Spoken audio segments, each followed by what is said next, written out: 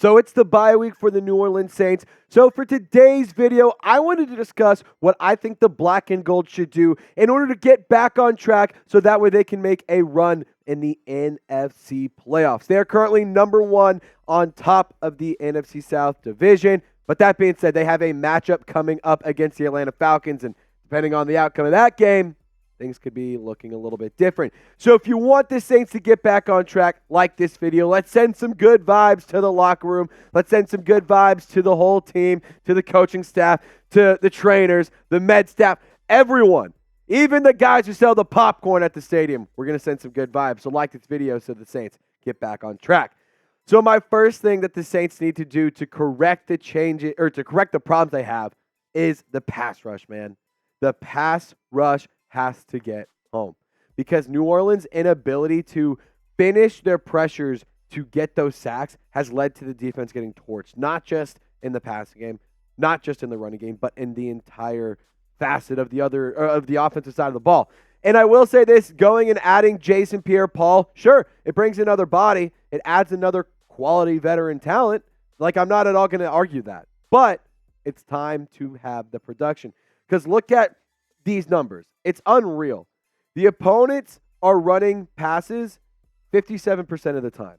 Opponents' passes per game, it's about 33 passes. So you have 33 opportunities to go and try and pick the ball off, swat it away, go make a play. Of course, you're going to have some of those that are going to go for big plays or going to be checkdowns or going to be slants for 5, 6, 7 yards. But you don't always have to let it be a big play. And I will say this, the opponent pass yards per game, pretty solid, just under 200 yards. I'll give them that. It's pretty good. But the sack percentage is absolutely disappointing. It is 5%. That is abysmal. You are in the bottom tier of sack production. You have 18 total sacks. Despicable. Look at the sack leaders. We showed this graphic the other day, but I want to just go back through this. Carl Granderson, shout out to him. He's been one of the big bright spots of this season. He's been absolutely electric this year. He started off really hot, kind of has been up and down, but he's still getting a lot of pressure, still making plays. So the sacks, I want to see some more of that. But Demario Davis being number 2, like, I'm sorry. I want to see Cameron Jordan. I want to see guys like Malcolm Roach, Colin Saunders, Kyle Phillips, Isaiah Foskey. I get it. They don't have a lot of snaps. They don't take a lot of snaps. But I want to see the defensive line get more pressures. And I also want to see the defense just be consistent more overall. This defense has a horrible tendency and a horrible habit of starting off really, really slow. But then in the second half, they're absolutely electric. And we do have some numbers to show you, which I think are pretty interesting. Look at the opponent's points per half. In the first half, you rank 17th in the NFL. It's not like, it's very middle of the pack, kind of lower middle of the pack, but 11.8 points in the first half for opponents. But in the second half, you're only giving up 8, which is 6th. Like, that's pretty solid. So if you can get this during this, you're only giving up 16 points per game. Do you remember the Patriots game? The 34-0 shutout? That defense, from start to finish, was dominant. Tyrann Mathieu, pick 6 to just get things started. You had multiple great plays. You saw absolute dominance on that side of the ball. And that, you know what that also led to? Is a great performance from the offense. If you can get the defense going, you can get the offense going. It feels like if you can get the offense going, you can get the defense going. It's one of those weird things. One affects the other the same as the other affects one. And you just got to make it happen, and you have to perform well. If you play full 4 quarters, you can see this team can put up shutouts. Shutouts are very hard to have in this league. They don't happen often, but the Saints can do it, and I want to see them do it. But guys, I want to give you a friendly reminder to subscribe. Do not miss out on a thing here at the channel. We were one of the first channels to put out content on Jason Pierre-Paul after he was signed with the New Orleans Saints. We also have live watch parties every Sunday. We go live throughout the offseason. We cover the draft. We cover free agency. We do all sorts of awesome coverage. It's interactive, and the best part is it's 100% free. So join the over 23,000 members of the Who Dat Nation in our squad. Join our family. Help us get to 24K. This number didn't happen on accident. Join the squad. So let's move to the defensive side, or the offensive side of the ball, excuse me. I know we just had a little bit of a rant on the defense, and some of y'all probably in the comment section been like, oh, this guy just hates the defense. He doesn't know what he's talking about. No, let's talk offense because, boy, is there a lot to discuss. So the Saints right now They rank 18th in scoring, 21.4 points per game. That's not that great. I'm going to be honest. Not that good. I'm not really happy with that. I want to see more. Like, is it too much to ask for 28 points a game? Like that, seriously. Come on. And in the red zone, don't even get me started there.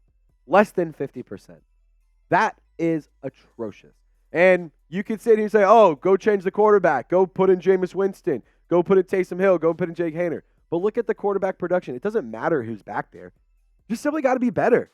I mean, Jameis, I'll give him credit. At least when he's in, it was fun. Like, I'll give him that. It was a lot of fun.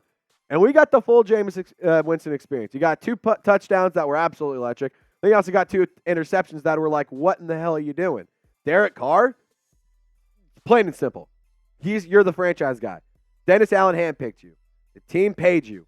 You have to be better. You're a veteran. This isn't your second year. This isn't your third year. This is your 10th year in the NFL, man. You have to play better. But not just from the quarterbacks. If you get the quarterbacks playing well, guess what? The wide receivers are going to start playing better. At the beginning of the season, Michael Thomas called him, Sheed, and Olave the big 3. They haven't really been that big this season, to be honest. Michael Thomas, he's made a lot of big, impactful plays, but he hasn't been active in the red zone. Chris Olave, 3 touchdowns. Dude, he could have upwards of like 5 or 6 at this point. Rashid Shaheed, 3 touchdowns. He's great, but you got to hit him in stride. You have to find him in the open routes. And the fact that Derek Carr only has 10 touchdowns in 10 games is absolutely unbelievable. And what the hell? Where the hell was Taysom Hill against the Vikings? Where the hell is Taysom Hill? Like, why does his team continuously forget that you have one of the best all-around athletes in the NFL in your locker room? How do you forget, Pete Carmichael, that Taysom Hill is on your roster? Honestly. It's literally been proven time and time again. The more touches he gets, the better the team does. And I'm not saying go make him the quarterback one. I'm saying give him 8 to 10 to 12 to 15 touches a game. Make him be a big part of the offense. It's unbelievable that it hasn't happened. I'm so frustrated. But you know what I'm not frustrated about? Is Prize Picks. I absolutely love Prize Picks because it's so much fun and it makes watching these Saints games, which let's be honest, are really tough to watch, it makes it pretty enjoyable. It's daily fantasy sports made easy. So all you do is you pick 2 or more players. You choose more or less based on a numerical stat, and you just place your entry. Couple taps, and you can win 25 times your money. So here are the projections I'm rolling with this week. I actually really thought that this Travis Kelce plus Jason Kelce combo projection was just too funny to pass up. So, of course, I had to take it more on rushing, receiving touchdowns on a combo.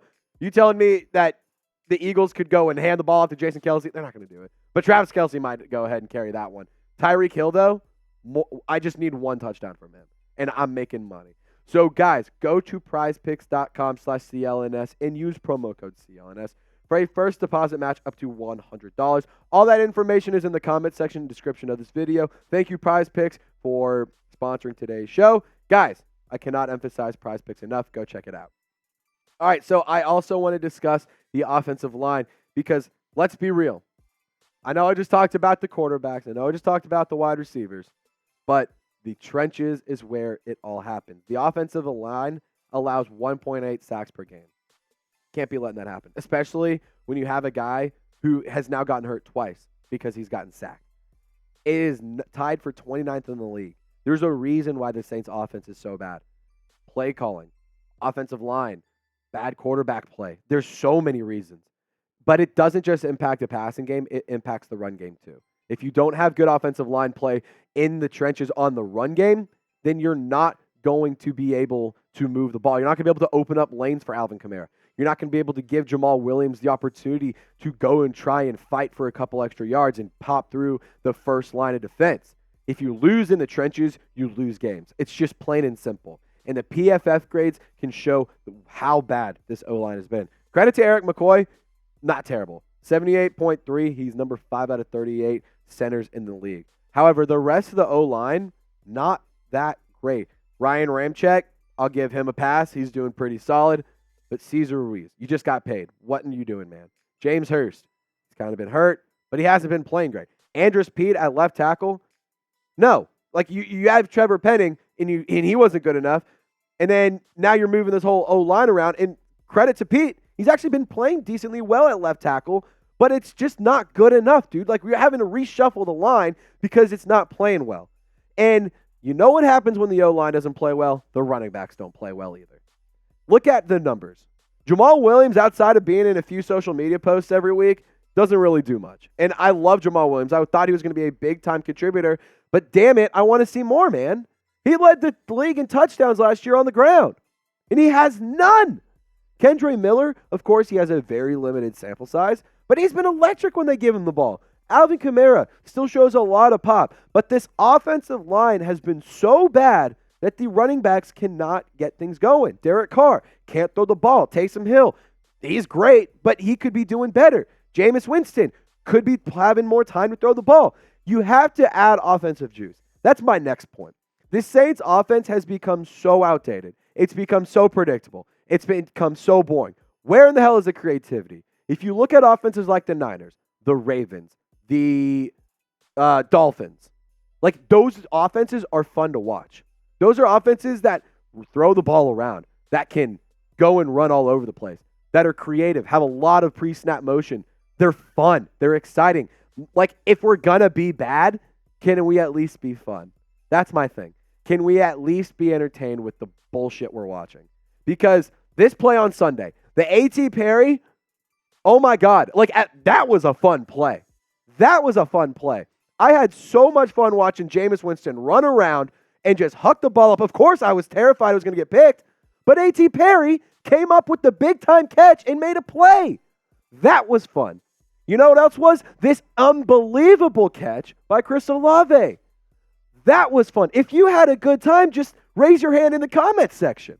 It was really entertaining. And if the Saints offense is going to continue to be terrible, let's at least make it entertaining. That's just the least we could do here, Pete. So I want you to shout him out, though, for me. Who's your favorite player on the Saints offense right now? Mine, Taysom Hill, dude. I love Taysom Hill. He's a stud. He's so much fun to watch. He is such a great football player. I wish they would get him more involved. But is yours a guy like Kamara, Jamaal Willams? Is it a Chris Olave, Mike Thomas? I want you to let me know in the comment section who is your favorite player. So another big thing that the Saints have to do over the bye, they have to learn how to stop mobile quarterbacks. Because the Saints have given up over 300 rushing yards to quarterbacks alone this season. That's unacceptable. And it's not like you've been getting sliced and diced by guys like Lamar or Justin Fields or some of these other Justin Herbert, some of these other crazy mobile quarterbacks. Look at the mobile quarterbacks you played against. It is embarrassing. Jordan Love, 9 carries, 93 yards, and a touchdown. Baker Mayfield, for Christ's sake, 8 carries for 31 yards. Trevor Lawrence, 8 carries for 59. Tyson Bagent, 8 for 70. Josh Dobbs, 844 and a tutty. You got to learn how to stop these mobile quarterbacks, man. It's just like there's literally nothing else you can do. Just stop them. Get the sacks. And a lot of the times, these breakaway runs come on a play where Carl Granderson or Cameron Jordan or Nathan Shepard or Colin Saunders is back there creating pressure, almost getting a sack, but just not finishing it. It's wildly frustrating how talented this roster is because you have it's wildly frustrating, how talented this roster is, how weak the division is, how terrible the schedule is, yet you're only 5-5. What do you have to show for the fact that you have done nothing? You have a 5-5 schedule. You have a fan base that's already bought out for the season. And you already have coaches that are proving to be more and more incompetent by the week. You got to figure it out.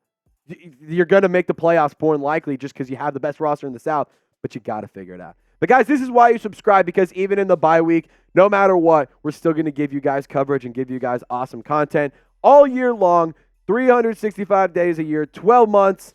I mean, we do take some off days here and there, but you should subscribe. You should join our family. Lock us in. Y'all stay golden. Gary, this one's for you. We'll see you next time.